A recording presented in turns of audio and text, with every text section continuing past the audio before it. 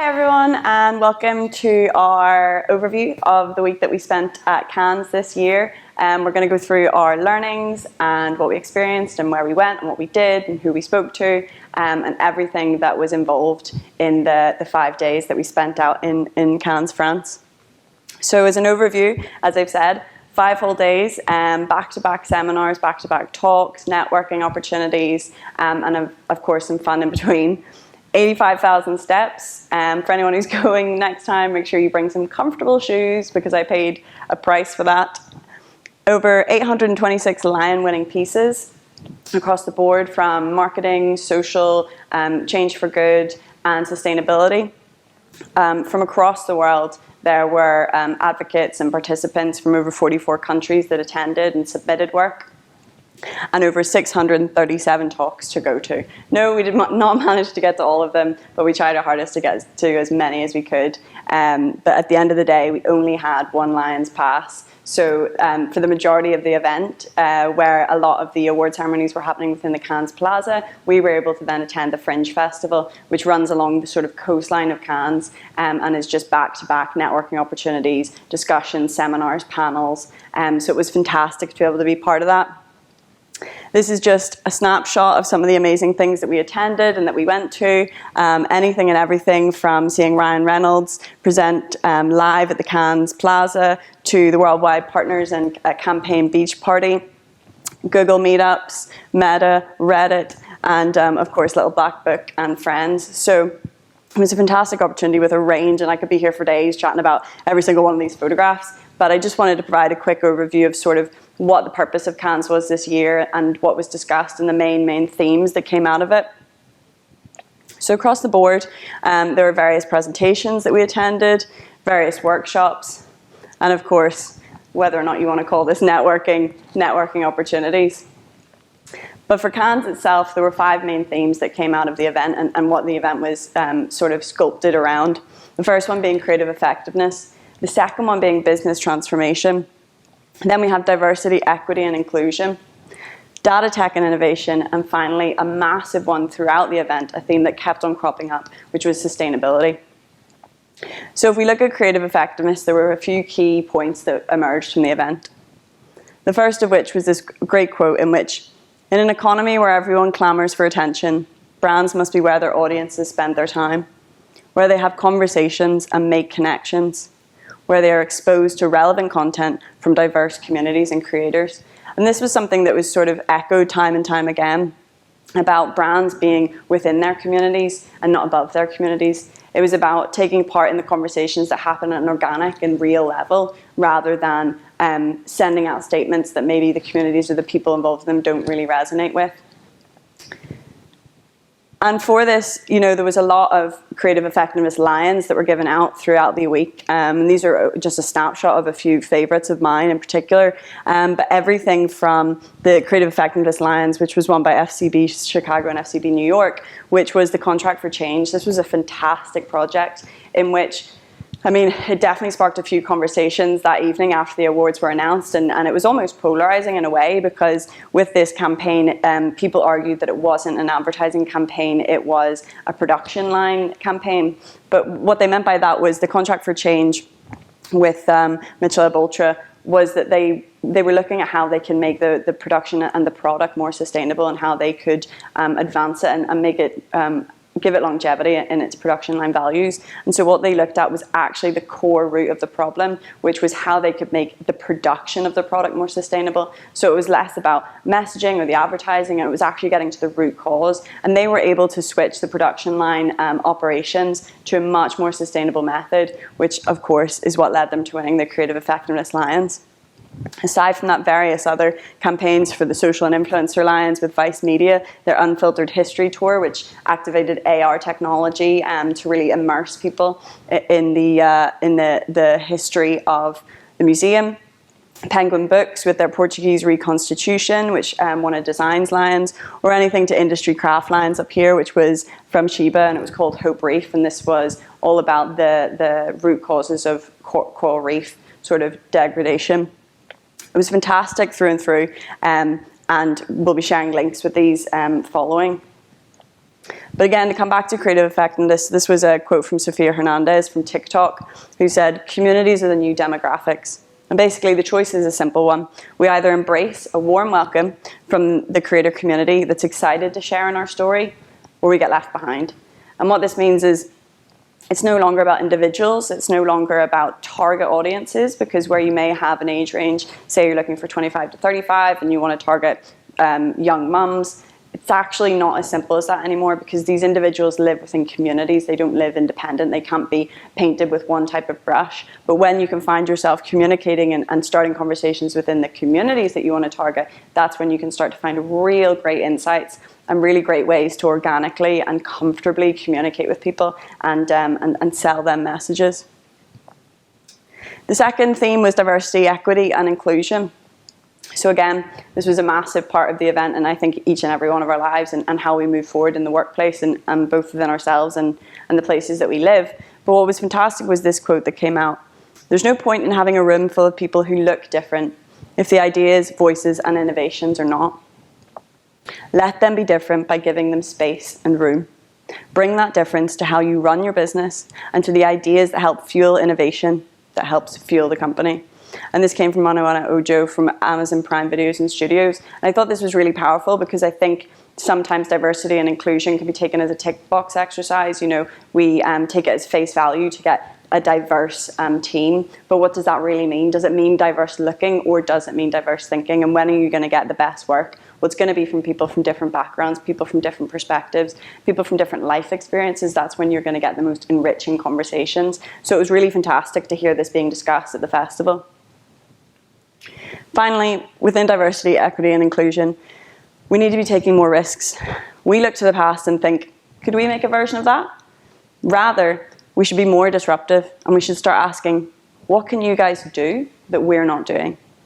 So searching for new talent with fresh perspective is a clear place to start, and it's something obviously we're really keen within Ardmore to do, and we're already putting stages in place to sort of achieve that. But it's this idea of, it's not wanting what we already have, it's searching for something that we don't, and someone that can either bring fresh thinking, bring fresh skill sets, or do something that everyone else isn't doing.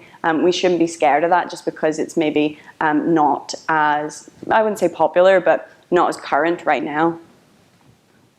The third theme of the event was business transformation. So this had a wide range of discussion points and seminars to attend.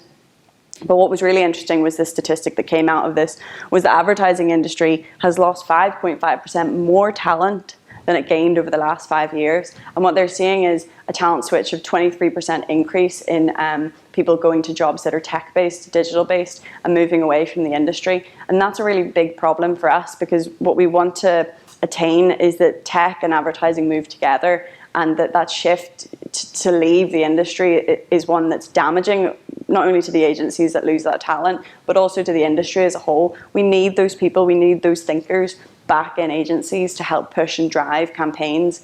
And as creative talent migrates to other industries, we need for next level working cultures that rethink, reorganize, and restate the value of creativity. And this was something that was really core. It's something that, you know, computers, technology, AI cannot replicate human creativity, because it requires a point of view, it requires perspectives, and it requires experience, something that a computer may never be able to have. And so we need to hold on to that creative essence within the industry itself. A big key point of this was flexibility and empathy within the workplace. So there are two ingredients for business change. And this is something post-pandemic, coming out of it and seeing how workplaces have changed their flow and how they move and how they allow employees to start to reevaluate how they want to work and where they want to work. And so brands with an appetite for risk, unconventional thinking, and creative problem solving are reinventing their business operations to drive transformative change. So they've linked onto this, they're listening to their employees, they're listening to the way that the industry is shifting, and they're taking that risk. They're almost giving that higher level of responsibility to the people that work for them to allow for this flexibility and empathy, which is ultimately driving their business forward.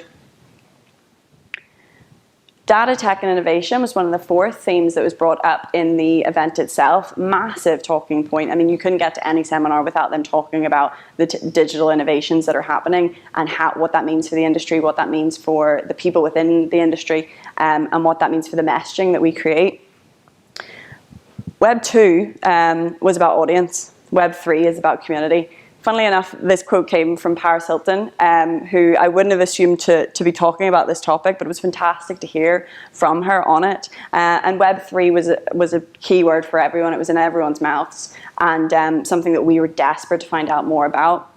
But what was interesting is the key to unlocking Web 3's potential is to keep it human focused rather than tech focused. It must build on rather than replace human experience. And that's something that's really, really important when we start to dive into the metaverse, when we start to dive into virtual realities, when we start to look at digital marketing techniques that are evolving. We need to remember that at the end of the day, there's always a person, there's always a human behind that screen, and that needs the messaging or the communications need to resonate with them, and not allow the tech or the digital expertise to take over. And Paul and myself attended a talk by John Rankin, a very, very famous UK photographer. And it was really fantastic to hear him talk about everything from volumetric capture to NFTs. And he had a great talking point around the metaverse. And he said, let's not fool ourselves. Nobody actually knows what the metaverse is yet. It doesn't exist. And I think that put a lot of us at ease, because a lot of the week was spent discussing the metaverse and how the technology is evolving and where it's going to go and how exciting it is. But realistically, it's not a fully formed thing yet. So we can't predict what's going to happen, but we can at least align ourselves knowing that this change is coming. And really, this is our time to make it what we want it to be. So this is our time to influence how that platform's used, how that technology is used, and why we use it, to ensure that it's always built around purpose, and again, always built around people, and never forgotten about that people are behind that screen. And finally, the biggest talking point of all, which was fantastic and really, really inspirational for all of us to see, was sustainability. Every single day there was something on, whether it be at net zero, whether it be a Google discussion, whether it be anything around production costs or equivalating brands with more sustainable ways of advertising. So it was fantastic to hear from a wide range of people. But one of the best things that I took from it was within Ad Net Zero, and they said, you can't manage what you don't measure. And this was something that's really important to us at the moment, obviously, that in what we're trying to change and how we work. It seems menial to measure certain things. It seems menial to keep track of those things, but ultimately that's what's going to lead to the biggest change.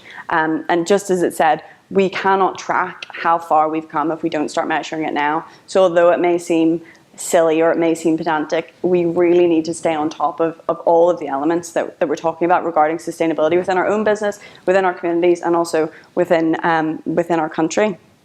Achieving sustainable goals is a long-term plan, but it's a team sport, and collaboration is essential to uncover new solutions. And I think that was possibly one of the most inspiring things to see at the event. It wasn't everyone trying to keep their sustainable methods, undercover and not share that knowledge. Everyone was there from different agencies, from different backgrounds, from different expertise, just sharing how they're working through it, because across the world, we're all trying to be better, and it's all new to us. Each day is a new day of figuring out how to do it better. And so it was fantastic to see delegates and attendees discussing this and sharing their thoughts and sharing the problems that they had, and kind of seeing that there are many agencies across the world that are having the same, not issues, but having the same problems that we are, and facing them and getting over them in different ways, which was really, really exciting to hear and see in real life.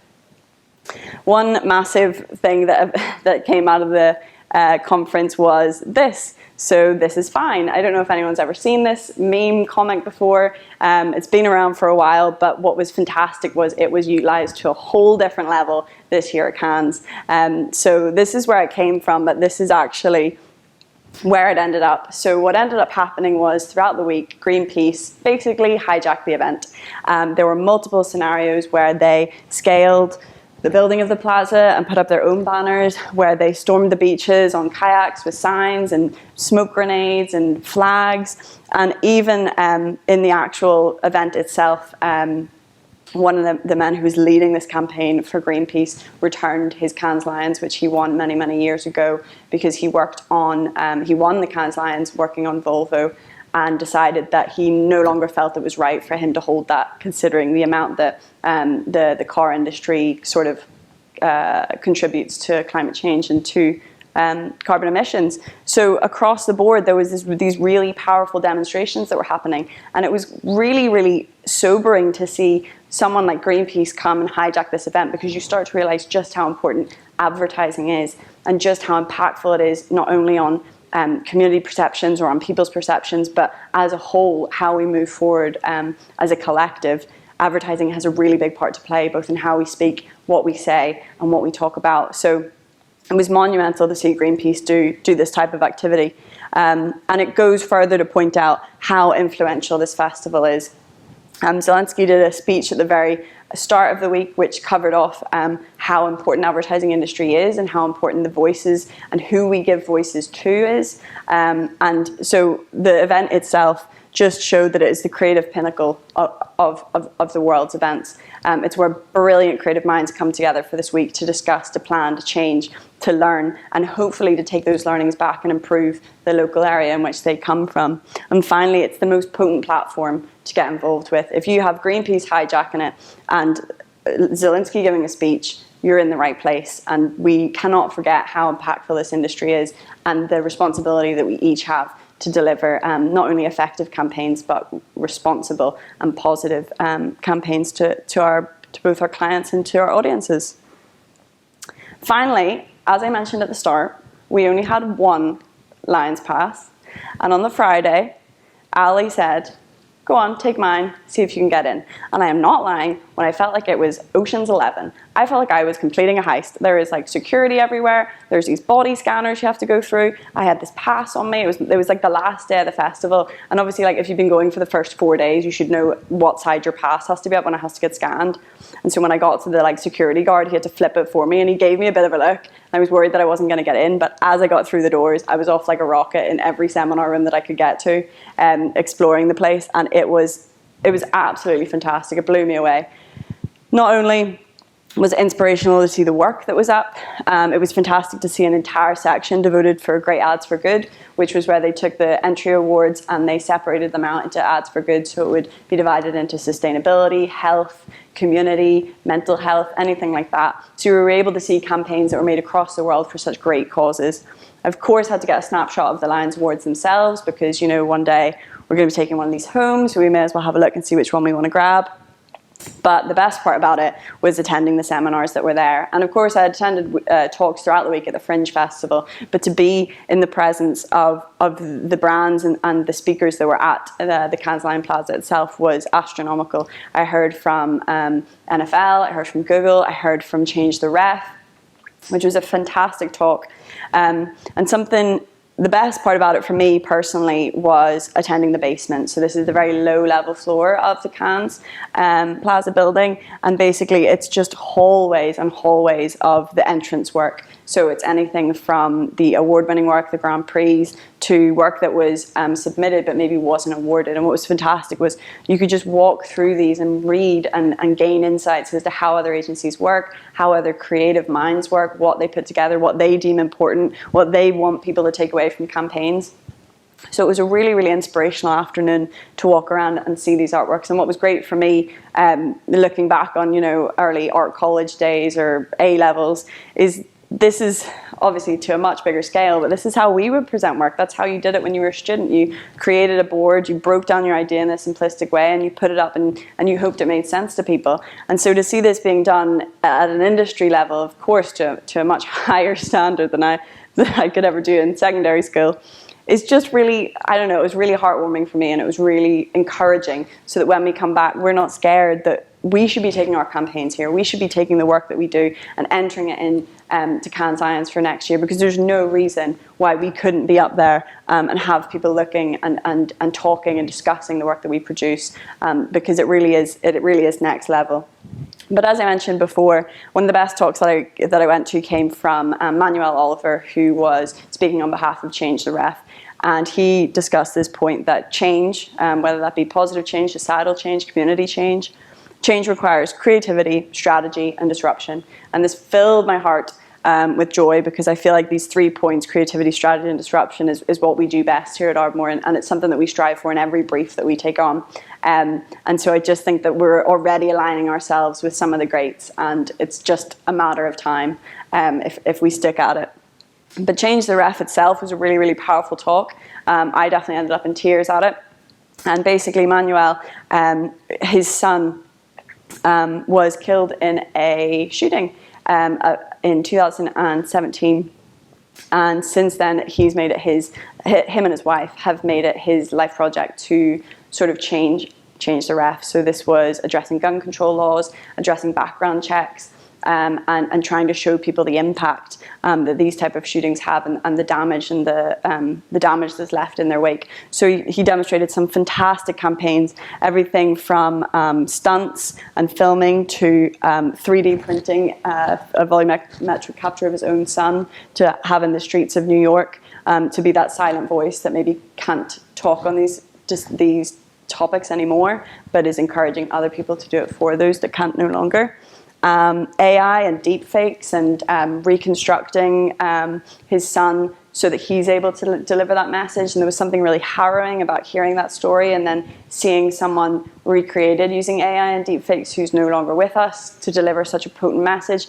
The whole talk from start to finish was amazing, and to hear the brands that have gotten behind Change the Ref and who are supporting it within their own countries was really, really moving and inspirational, and I think something that we all need to bear in mind moving forward.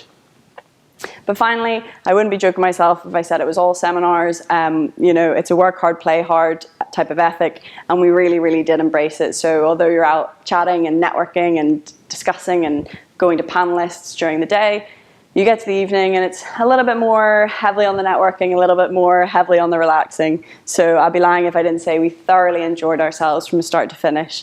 And this is just a snapshot of some of the great moments that we all had together. And I don't think we'll be forgetting anytime soon. But if I was going to give 5 takeaways from this event, the first would be don't try and win a Cannes Lion. That was something that was reiterated time and time again to us. It's not about trying to win an award, it's about making amazing work, and the award will follow. And I think we're all very aware of this within Ardmore itself, but it's something to stay true to ourselves when we're creating work. Please don't create it for an award, create it to make amazing work for your clients and for their audiences. The second one would be stop being a Google assistant, something I'm very guilty of, and something that Rankin discussed in his seminar, which was about being part of life. We can't bring new ideas, we can't bring new experiences, we can't bring new perspectives to our work unless we have those ourselves. And something that he would get agitated by would be when he would recommend a book and someone would Google it and then just read the review and feel that they've read the book themselves. It's not about that. It's not about just Googling the answers to everything. Go out into life and experience it, and go out there and try it for yourself, and really take part in everything that you do so that you can bring those learnings and those experiences right back to what you're working with, who you're working for, or just generally. Third point was get scared, stay hungry. It was really intimidating to see the volume of people attend Cannes this year. It was really intimidating to see the volume and the level of work, but something about it was super inspiring. This get scared, stay hungry is this industry is moving at whippet's pace, and we all need to keep up, but it should be something that fuels us forward, not holds us back. And so when you're scared or when you're intimidated by what's being done, it just should be that ignition underneath you to push you that bit further. The fourth one was embrace vulnerability, something that I did very early on from my time at Cannes. I was definitely overwhelmed when I attended. I'm quite young in my career, and I felt that no one would have the time of day for me, or I would have to bluff my way through loads of conversations. And from the outset, I just was very straight up with people, and I explained this is my first time at Cannes. I'm absolutely starstruck. Everything is very overwhelming, and people were so receptive to that. They were really encouraged by a young creative coming out and being ready and willing to learn. And the moment that they know that, they are ready to pour their heart and soul out and help you along. And the amount of people that reached out after the event and kept in contact with me was really, really encouraging to see. And finally, I won't go into it too much. If anyone wants to ask, you can speak to Paul Bowen. But please don't eat too many garlic clams. You will pay for it the day after. So everyone, get your sights set on next year. I imagine it won't be the same team going, and we'll probably have to fight for the plane tickets. But I'm really excited to see what comes for next year. I'm really excited to see what work that we enter. But yeah, that's all from me.